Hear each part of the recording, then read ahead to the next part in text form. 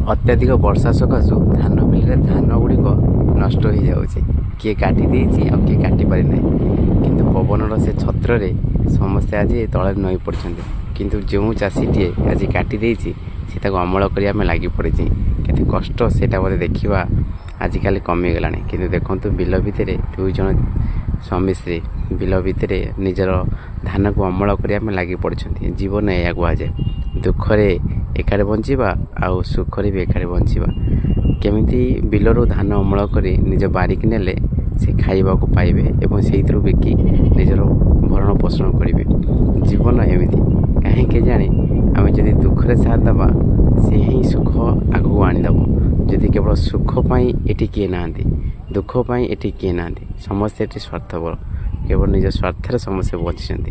ସେଥିପାଇଁ ବେଳେବେଳେ ନିଜର ମନ କଥା ଶୁଣିବା ଆଉ ନିଜ ମନ ଅନୁସାରେ କାମ କରିବା ହିଁ ଆମ ଜୀବନର ଚାବିକାଠି ହୋଇଥାଏ।